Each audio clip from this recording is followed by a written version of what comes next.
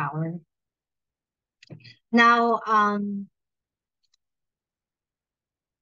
as discussed no in our previous meetings, alam na natin 'di ba na yung power ng local government to tax is subordinate no to the national government, meaning to say it is a mere delegated power no by the state.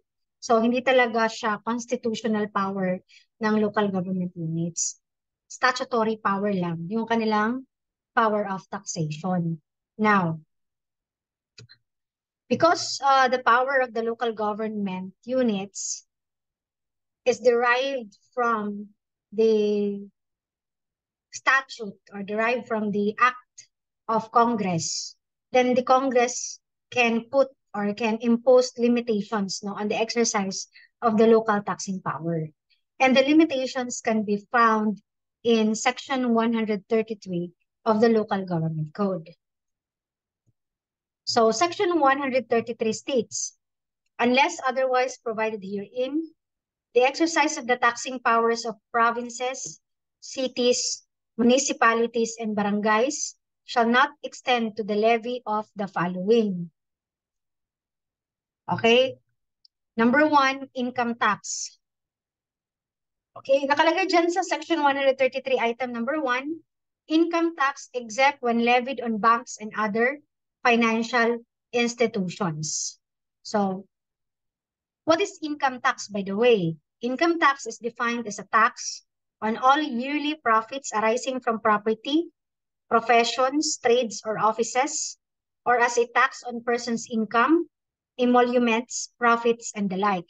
So, na-discuss ko na din to last meeting, di ba, na yung income tax, ano siya?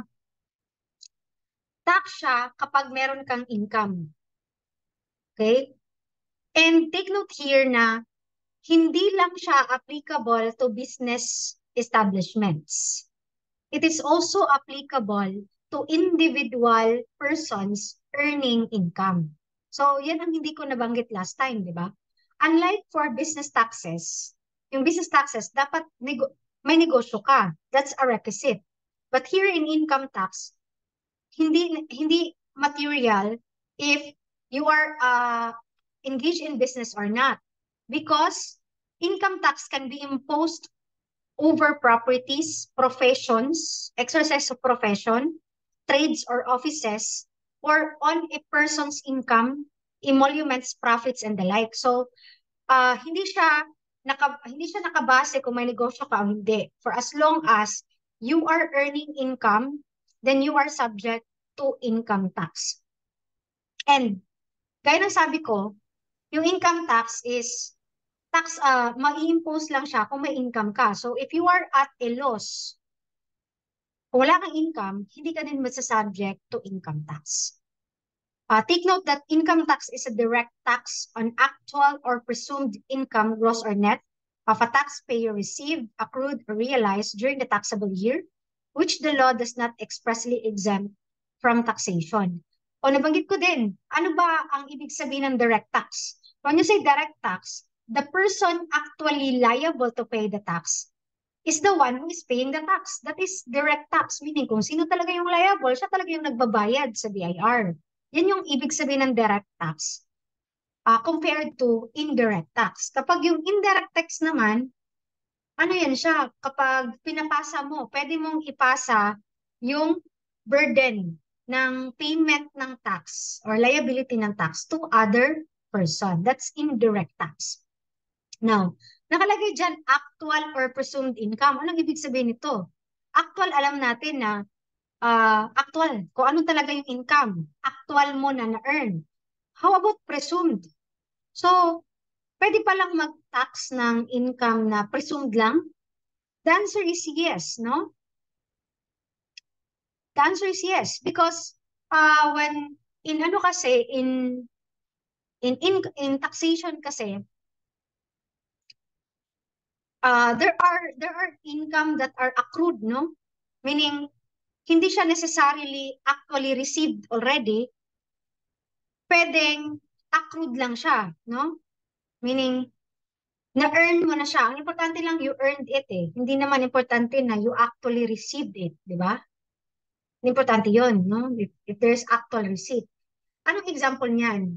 Example niyan is, ganito, in the exercise of profession, for example, practice of profession. Okay? Meron na kayong agreement ng client na 100,000 yung attorney's fees. Tapos sabi nyo, magda-down siya ng 50%, no? Upon acceptance. So, yung 50% upon acceptance, nag-accrue na yun siya. Kasi, dapat upon acceptance dapat magbayad ka. Kahit hindi ka pa nagbayad actually, that is already income on the part of the lawyer. Kasi, nag-accrue na siya. O, yan yung ibig sabihin ng accrued or realized during the taxable year. Okay? Now, take note of the word of the term taxable year. Remember, no, there are different taxable year. There are two types of taxable year, no, actually. One is calendar, and the other one is fiscal. Yung calendar, ibig sabihin ng calendar. Calendar is from January to December, meaning nakabase siya sa kalendaryo. Fiscal naman, it's a 12-month period beginning in a month other than January and ending in a month other than December. So, example, February to January. So, that's a fiscal year because the beginning month is not January and the ending month is not December. So, basically, a total of 12 months dapat. Okay? So, kapag mag-identify ka ng income in a taxable year, alamin mo ano ba ang taxable year ng taxpayer. Is it calendar or is it fiscal? And then, tingnan mo kung ano yung income na napasok doon sa taxable year, yan lang ang masasubject for income tax during that year. So, hindi ka pwedeng mag-cross border, no? Meaning, punta ka ng next year, isali mo yung ilang income ang na-earn niya. Kunyari, this year, di ba, April yung reporting natin, yung filing and payment of taxes, April, no? Noong April 15. So, nag-compute ka ngayon ng income tax mo, March.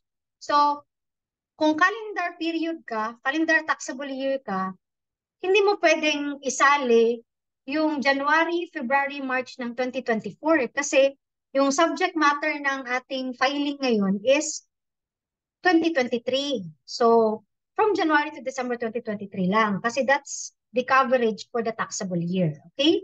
I hope you understand that, no? Which the law does not expressly exempt from taxation because there are lists of exemptions, no, under the law of those taxpayers and certain activities, no, that are exempted from income tax. So, take note of those, no? Okay. The next item that is not allowed to be levied by the local government units is documentary stamp tax. Just like income tax, no, income tax is levied by the national government, no, under the NIRC. So, kaya hindi siya pwedeng i-levy, no, ng local government units. Yung doc stamp naman, national government din yung nagle-levy niyan. So, ano ba yung mga documentary stamp tax? It is a tax upon documents, instruments, loan agreements, and papers evidencing acceptances, assignments, sales, and transfers of the obligation, right, or property incident thereto, but also in respect of the transaction so had or accomplished. So the subject matter, no, for documentary stamp tax are taxable documents. So dokumento, kaya nga documentary stamp tax ang tawag sa kanya, di ba? Kasi yung tinatax natin is the document, no? Instrument or agreement or any paper. Basta yung papel na yan ay ebidensya for acceptance, assignment, sale, and transfers of obligation, right, or property incident thereto. Ayan. So, anong mga example ng mga taxable documents? Deed of sale. No? Kapag nagbenta ka ng property, aside sa capital gains tax, aside sa tax sa pagbenta mo, sa sale of capital asset, magbabayad ka din ng documentary stamp tax on the document, no? On the deed of sale. Real estate mortgage, no? Kung collateral ka or magsasangla ka ng real property, the the instrument, no? The REM will be subject to documentary stamp tax. Babayaran mo din yan. Okay? Insurance policy. So kung nagkuha ka ng insurance policy, meron din yang documentary stamp tax. Powers of attorney. Ito siya, no? Alam niyo, dito ina-apply sa actual, no? Yung mga SPA. Kailangan pala yan merong doc stamp eh. Pero hindi na yan sinacharge ng BIR. I don't know why. Okay. Next item, no, that is not allowed, no, for LGUs to tax are taxes on estates, inheritance, gifts, legacies, and other acquisitions mortis causa. Okay, na-explain ko na to last meeting, no, na uh, um, except as otherwise provided in the code. Ayan. Meron siyang exception, no? The exceptions are found, no, in section 135 of the Local Government Code and 151. Ayan. So, yung 135 na discuss ko last meeting, this is about sale, transfer tax on real property. Di ba? On transfers on real property. Ayan. So, although estate tax, no, prohibited yung LGU to impose, pero merong allowable na transfer tax for transfers of real property. I don't know kung nasali ko dito. Yeah. Hindi. Okay, discuss ko lang briefly yung section 135 ha. Ganito yan siya. Yung ano kasi, ito kasi ano, estate tax.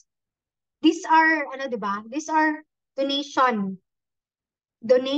mortis causa, meaning that are effective upon death, no, of the decedent, 'di ba? Yan yung concept ng estate tax. Kapag may namatay tapos ma-inherit, merong succession ng property from the decedent to the heirs, yung succession na yan is subject to estate tax. Yan basically yung principle ng estate tax. Okay? So, estate tax is one of the transfer taxes under the NIRC together with donor's tax. Okay? So, dalawa yung transfer taxes, no, under the NIRC. Donation, donor's tax, and estate tax. Donor's tax is a donation inter vivos, meaning during the lifetime of the donor. Meaning, buhay pa siya, nag-donate siya ng property. That is subject to donor's tax. Yung, ano naman, estate tax, it is a donation mortis causa. Meaning to say, na, kumbaga, donation siya na nag-take effect after death. So, yung mga succession pala are considered as donation by law. So, kino-consider natin sila as donation. So, it goes without saying that those acquisitions, other acquisitions, no, that are not effective upon death, those acquisitions that are not donation mortis causa can still be subject to tax by the local government unit, di ba? Kasi nga, limited lang yung restriction to donations mortis causa. So kung hindi siya donation, like sale, like barter, ayan, so like donation inter vivos, sale, barter, donation inter vivos, those can be subject of tax by the local government unit. Okay? Nagets niyo? Nakuha niyo yung ano? Tingnan ko nga yung mga itsura niyo kung nakaintindihan niyo. Nagets niyo yun? Mortis causa lang kasi ang bawal. Klaro kasi sa ano, di ba, line item. Mortis causa lang sabi niya. So, kung nag-donate ka inter vivos, pwede palang mag-impose yung LGU ng donor's tax. Kuha niyo? Pwede. Kasi mortis causa lang sabi eh, di ba? O, ganyan. Yan lang yung point ko. Okay? Now, The phrase legacies and other acquisitions mortis causa, ayan, refers to acquisition of property by reason of death or after the death of the donor or person. So, dito, ang element dito is may death, may namatay. Okay? Kung merong transfer pero walang namatay, pwedeng i-tax ng LGU. Ayan. Okay? Wala siyang bawal, hindi siya bawal. Now, what is an estate tax? Or what is donation mortis causa? It is a tax levied on the transmission of properties from a decedent to his heirs. It is the privilege to transmit property at death and on certain transfers which are made the equivalent of testamentary dispositions by the statute. So, ngayon, nagreklamo tayo last meeting, di ba, na, kasalanan mo ba kung nag-inherit ka ng property? Kasalanan ba ng mga heirs yun? Bakit itatax sila ng government? Di ba? Di ba nagreklamo tayo niyan? So, ang sagot dyan ay ito. Ano ba yung justification for the imposition of estate tax? Benefit received theory. Alam niyo na anong ibig sabihin ng benefit received? Ito yung hindi natin alam. Privilege theory or state partnership theory. Ayan, ginawa nila ng rason, no? Yung kung bakit sila nag-impose ng estate tax. Because sabi nila, succession daw is not a fundamental right. Privilege daw siya ng person. Ayan. Remember, alam niyo, nakuha ko yung nakuha ko yung reasoning dito ng Congress. Diba, originally, lahat ng properties dito sa lugar natin, sa buong Pilipinas, under the Spanish regime, are owned by the Crown. O, di ba? Ano nga yung term natin dyan? Regalian doctrine, no? By principle, yung doctrine na yan ang nagsasabi na lahat ng property sa Pilipinas ay pagmamay-ari ng gobyerno. Yan talaga originally. Ang government is nag-grant lang siya ng ano tawag niyan? Kalimutan ko ba? Ano yung tawag natin kapag mag-apply ka ng public land? Patent. Ayan. Kayo ba? Nag-aaral ba kayo ng ano? Ha? Alam niyo, yung mga laws, magkakapatid yan sila. Okay, hindi pwede na dahil tax yung pinag-uusapan natin, hanggang tax lang din yung ating mindset. O, i-broaden nyo yung mind nyo. Pag may makita kayo na term na hindi nyo maintindihan, i-research nyo guys. Hindi yung mag-ano lang kayo, di ba? Yung basahin nyo, hayaan nyo lang kung hindi nyo maintindihan, di ba? So, that's studying, di ba? Alam nyo, hindi lahat ng teachers nag-explain ng mga terms. Okay? Hayaan lang kayo ng teacher na to do your research because basically, legal profession is about research. You should learn how to do research talaga because that's what you're going to do when you become lawyers. Pag maging lawyer kayo, a never-ending research yan. Hindi yan matapos. Kahit na lawyer na kayo, mag-research pa rin kayo. Kaya marami kayong hindi alam sa mundo. Kahit maging lawyer na kayo. Di ba? Okay?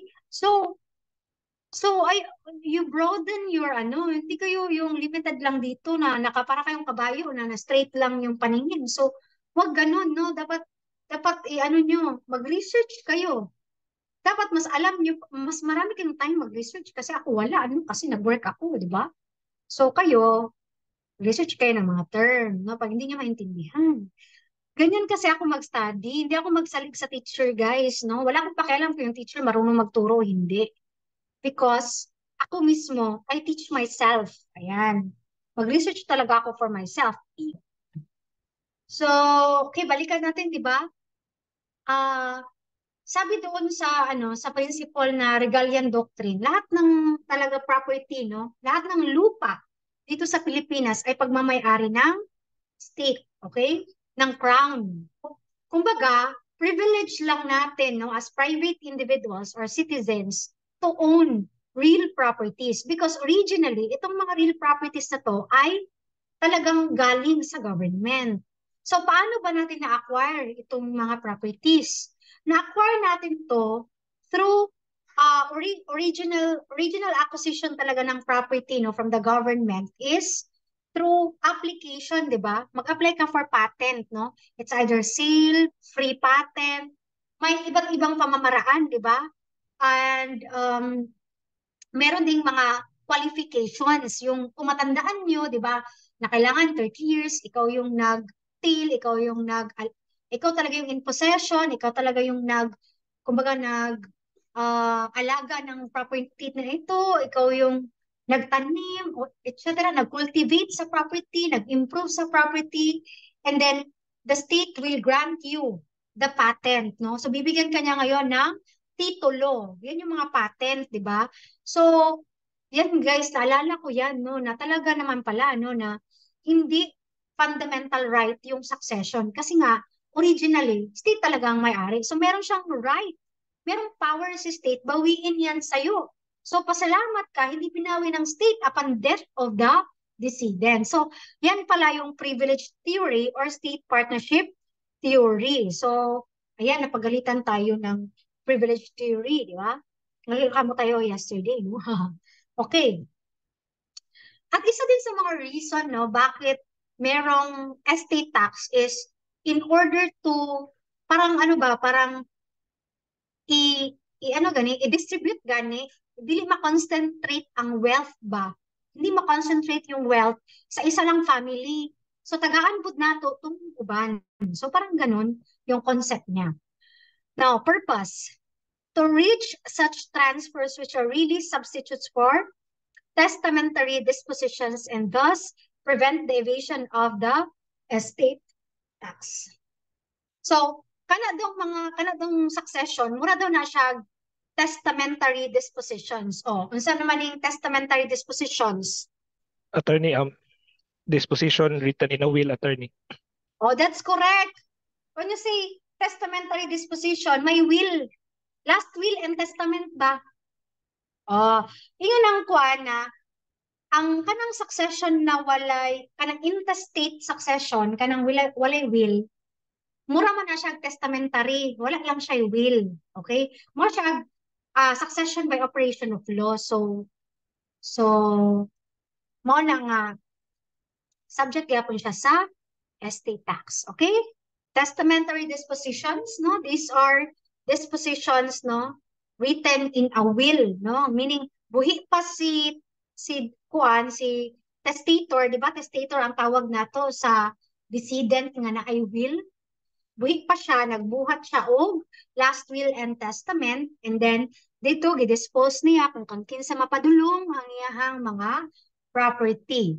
So, yung so if there are intestate successions, so it is the same with testamentary disposition na dapat subject siya to estate tax.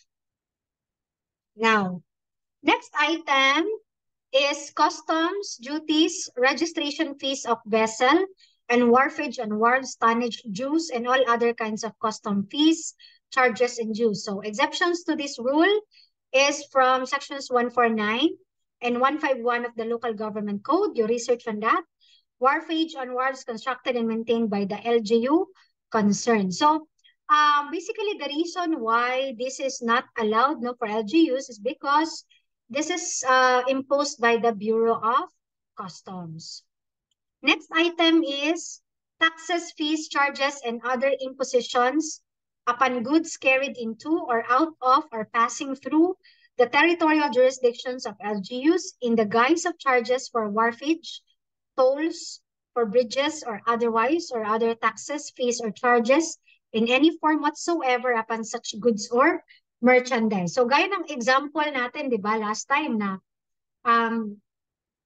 it would be very impractical, no, to allow LGUs to impose a tax on goods or merchandise that are carried into or out of or passing through the territorial jurisdiction of LGUs. Gaya na example natin, kunyari, nagbebenta ka ng gulay, galing ka ng Banay-Banay, for example. Tapos pupunta ka ng Tagum City para ibenta or doon ang bagsakan ng mga gulay mo sa Tagum City. So, dadan from Banay-Banay, you will pass through Pantukan, Mabini, Mako, and Tagum, of course. So, if this is allowed, no, for LGUs to do, then Pantukan, Mabini, Mako, and Tagum can impose a tax on the goods or merchandise na magpa-pass through sa kanilang municipality or sa kanilang LGU. So what will happen, no, to the price of these goods or merchandise? Of course, kung ikaw ay isang negosyante, it is your meron ka talagang or sigurista ka talaga, 'di ba? You will add that to the cost, no, of the to the capital, no, of that goods or merchandise ng gulay mo. I-add mo yan lahat. So ano mangyayari sa presyo ng gulay? Magmamahal yung presyo ng gulay and it would be very uh, bad yung effect niya, 'di ba, sa ating economy. Hindi lang ikaw yung maapektuhan, lahat ng taong consumers, 'di ba? So, kaya this is a very important item na talagang bawal talaga for LGU, no, to impose taxes on goods or merchandise that are being passed through, no, in their territorial jurisdiction because pangit yung epekto niya, okay? Now, nakalagay dyan in the guise of charges for wharfage, tolls for bridges or otherwise. So, actually, yung mga toll fees, kapag dadaan ka sa LGU, allowed yan sa batas. Hindi yan bawal, no? Pwede talagang mag-impose yung LGU ng mga toll fees, di ba? In fact, no, merong LGU sa Davao de Oro na nag-impose ng toll fee. Ang daming nagreklamo noon because, ano, ah, even a certain judge nagreklamo bakit may toll fee, di ba?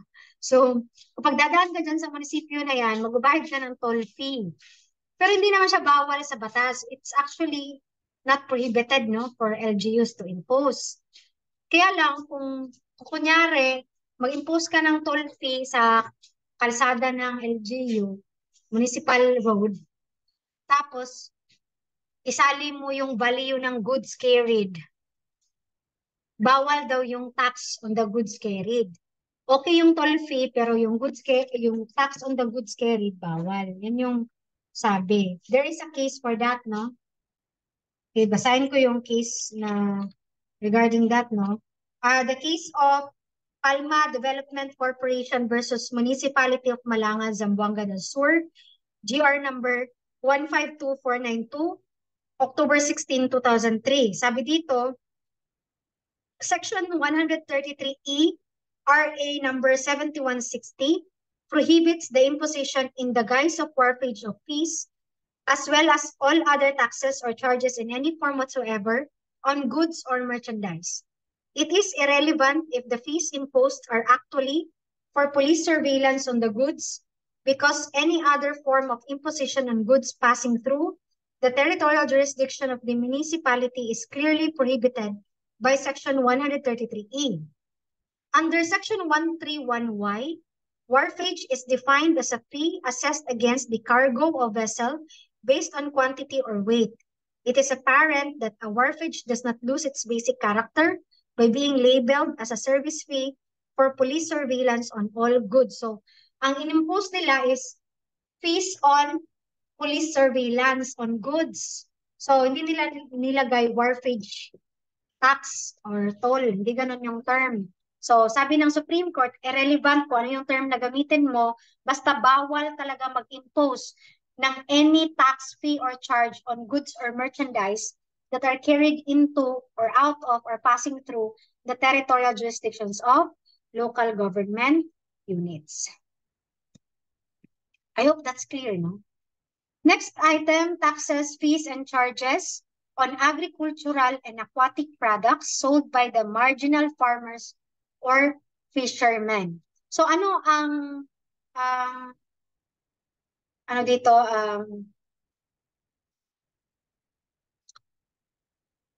ano bang magic word or term dyan eh, nakatabi ko magic word. Keyword, tama, keyword. Ano ang keyword dito? The keyword here is marginal farmers or fishermen. Okay? And agricultural and aquatic products. So, take note, no? Agricultural and aquatic products sold by marginal farmers or fishermen. So, bakit hindi ito pwedeng i-tax ng LGU? So, as defined no, under Section 4 of Republic Act number 7607, small farmers daw are natural persons dependent on small-scale subsistence farming as their primary source of income and whose sale, barter, or exchange of agricultural products do not exceed a gross value of 180,000 per annum based on 1992 constant prices. So, kumbaga, ito daw mga marginal farmers, they are just farming, no? Doing subsistence farming, meaning nagbebenta lang sila ng kanilang farm products or agricultural aquatic products for their as their basic source of kanang livelihood, parang para lang mabuhay sila ba. That's subsistence farming, no? Para lang mataguyod yung kanilang pang-araw-araw na pangangailangan. So kaya hindi sila dapat ipatawan ng tax, no, on their agricultural and aquatic products.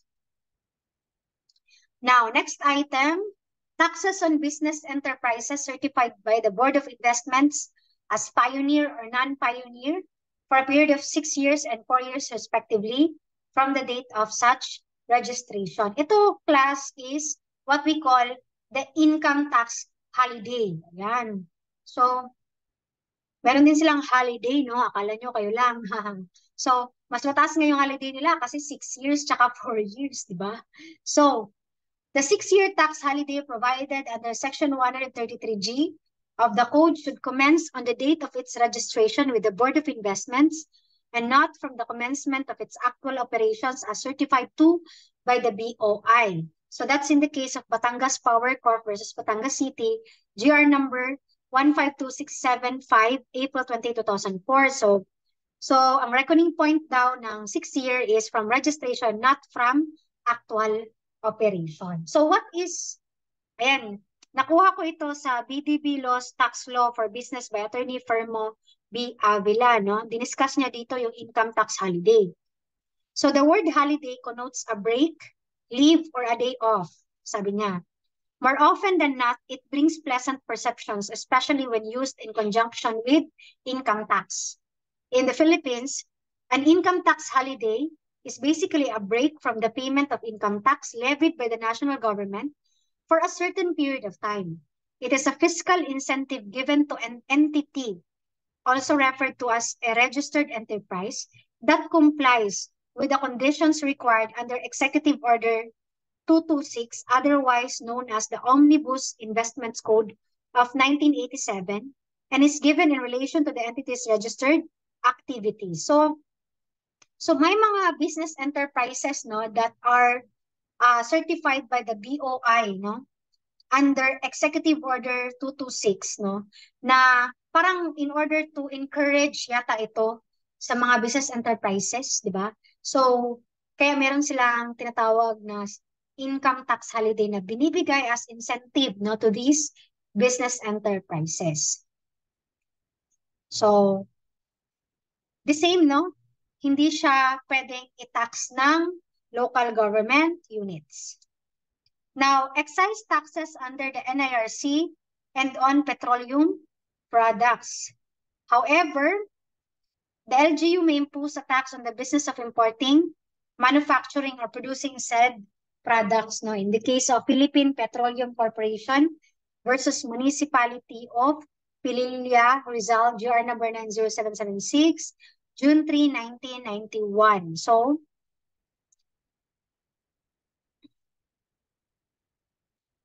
pwede yung business tax, no? Excise tax lang kasi sinabi dito. So, pwedeng business tax daw yung i-impose ng LGU on these articles, no, that are subject to excise tax under the NIRC and on petroleum products. Kasi what is prohibited is excise taxes. Okay? Now, what is an excise tax? It is a duty or impost levied upon. Ayan, yan yung tatlong subject matter pala ng excise taxes.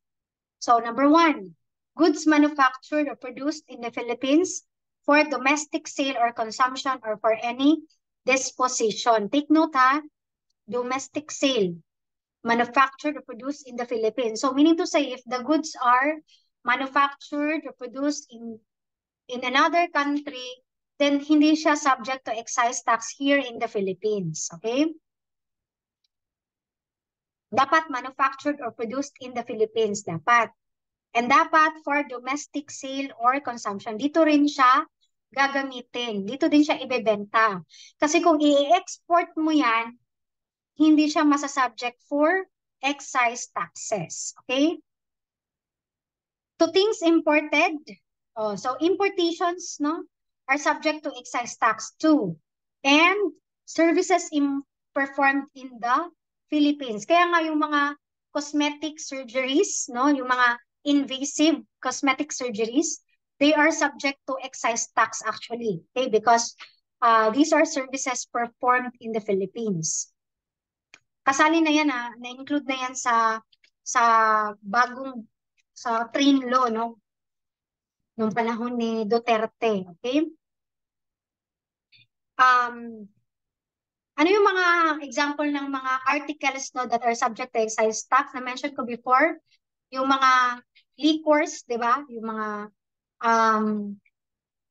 sweetened beverages, yung mga makasasala ng mga pagkaon, di ba? Yung mga drinks na nagbe-bring ng illness sa atin or ng mga diseases.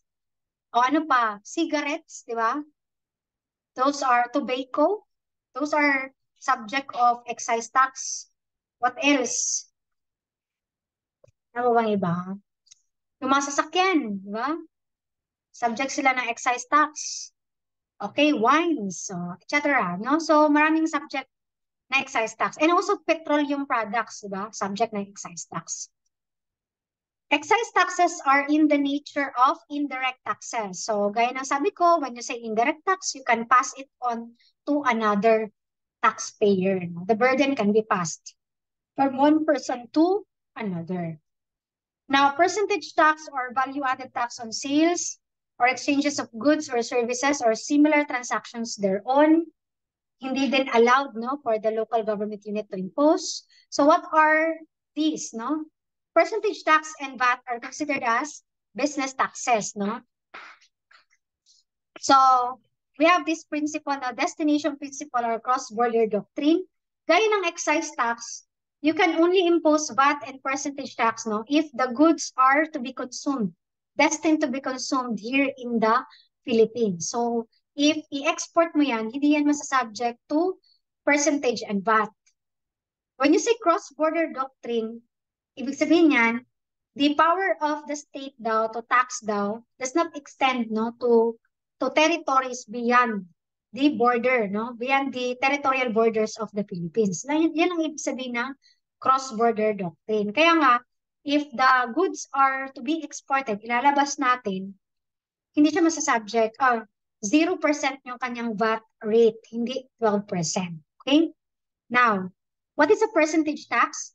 It is a national tax measured by a certain percentage of gross selling price or gross value in money of goods sold, bartered or imported, or of the gross receipts or earnings derived by any person engaged in the sale of services. So, take note now of the keywords. Goods sold, bartered, or imported. Ayan. And then, sale of services. Ito yung mga subject matter ng percentage tax. Take note ha, sold, bartered, imported, and sale of services. So, meron kang gross selling price or gross value. Di ba? Generally, any person whose sales or receipts are exempt from the payment of VAT and who is not a VAT-registered person shall pay a tax equivalent to 3% of his gross quarterly sales or receipts. That's provided for under Section 116 of the NIRC. So, anong ibig sabihin yan? Kung hindi ka daw subject ng VAT or hindi ka VAT-registered person, you are subject to percentage tax.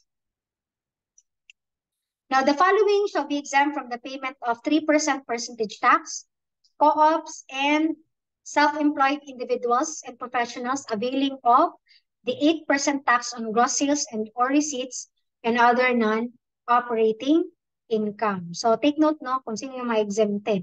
Yung cooperative kasi nasa batas nila, nasa charter nila, under Republic Act number, I don't know kung nag-amend na, the last RA na nalaman ko is RA 9520, which exempts cooperatives from business taxes. Okay, itong 8% tax on gross sales, bago lang ito, under train law.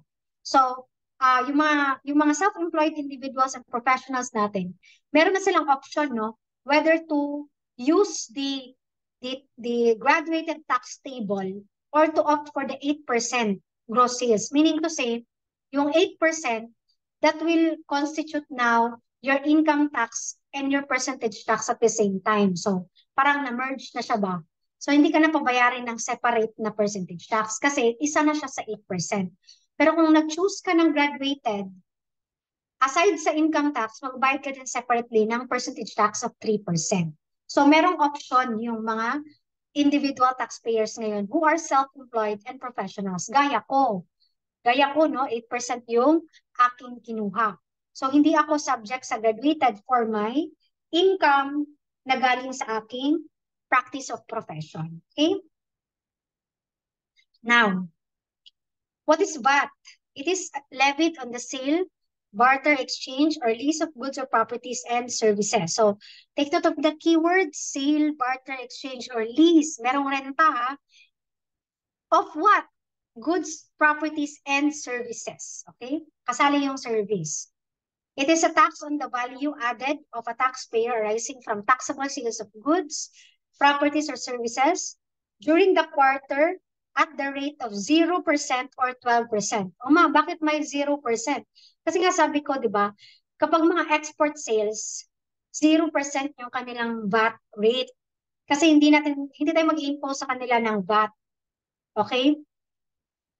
Yung 12% naman, that is for domestic sale or consumption or services that are rendered here in the Philippines. Now, what is value added? It is the difference between the total sales of the taxpayer for the taxable quarter to value added tax and his total purchases for the same period subject also to VAT.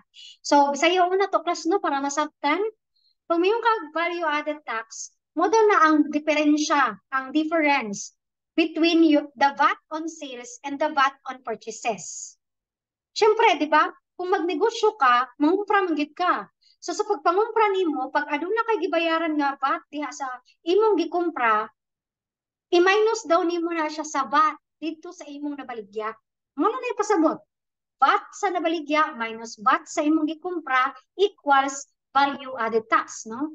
So, muna mo pagdako ang output VAT, meaning katong VAT sa imong sales, pagdako siya kaysa sa input VAT nimo, VAT sa imong purchases, na kay bayro nun nga VAT. Pero kung mas dako ang input tax kaysa sa output tax, wala kay bayro nun. Okay?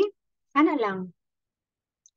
So again, VAT and percentage tax, hindi allowed ang LGU to impose. Except, of course, those business taxes that are prescribed gyud expressly under the local government code that are allowed, no? Na pwede talaga impose ng LGU. Expressly stated under the LGC. Now, we go to the next item. Tapusin lang natin. Taxes on gross receipts of transportation contractors and persons engaged in the transportation of passengers or freight by hire and common carriers by air, land, or water, except as provided in this code. So, masabtan man ni, di ba? Masabtan ni siya. Kaning mga aeroplano, airlines, kaning mga barko, kaning mga public utility vehicles, mga common carriers, or mga for hire na mga sakyanan na for transportation, dili siya allowed, no? The LGU is not allowed to impose a tax, no, on these kinds of taxpayers, no? Except, of course, if naay gibutang sa LGC na allowed, so kato pwede, okay?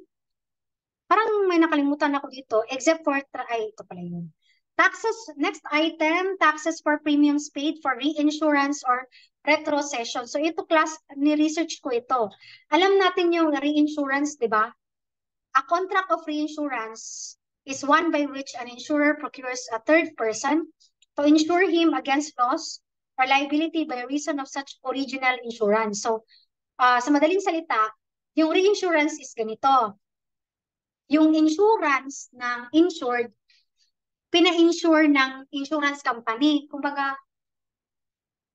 nagets nyo? Di ba normally, yung insurance is a private person, ipa-insure niya yung kanyang sarili, ang kanyang life, doon sa insurance company. So, magkuha siya ng insurance policy from the insurance company to insure his own life. Di ba? Ganun yung normal na alam natin. Yung reinsurance class, ganito yung ginagawa. Yung insurance company, ipapa-reinsure nila yung insurance ng kanilang insured sa other insurance company. So, yung insurer ngayon is one insurance company, di ba? So, that's reinsurance. Ayan. Now, yung retrocession naman, ayan, ito, is the reinsuring of a risk by a reinsurer. Yung nag-reinsure, ipa-reinsure na po niya sa lain. That's retrocession. So, mo sila gipasa-pasa nilang risk. Okay? A retrocession is placed to afford additional capacity to the original reinsurer or to contain or reduce the original reinsurer's risk of loss. So, ang hierarchy nila is ganito. Insurance, reinsurance, then retrocession. Okay? So, hindi daw yan pwede. Okay? Hindi daw pwede yung LGU mag-impose ng taxes on the premiums paid for reinsurance or retrocession. So, therefore, kung insurance lang, hindi siya reinsurance or retrocession, pwede pala, di ba? So, ganon. Next item, taxes, fees, or charges for the registration of motor vehicles and for the issuance of all kinds of licenses or permits for the driving thereof, except tricycles. So, kaya, di ba, meron tayong municipal, tricycle, basta yung regulatory board, di ba? Parang ganon. Parang LTFRB, pero municipal level. Pero yung nire-regulate nila, tricycle lang. Kasi that is what is allowed for local government units. But for all other kinds of vehicles, no, hindi pwede yung LGU mag-regulate because we have the Land Transportation Office and LTFRB to do that function. Okay? So next, taxes, fees, or charges on Philippine products actually exported except as provided by the code. So, mga export, no? In-export natin, hindi pwedeng i-tax ng local government unit. So, yun pala, no? Kung meron kang banana na export mo, so, hindi pala siya pwedeng i-levy, no? Or i-tax ng LGU. Okay?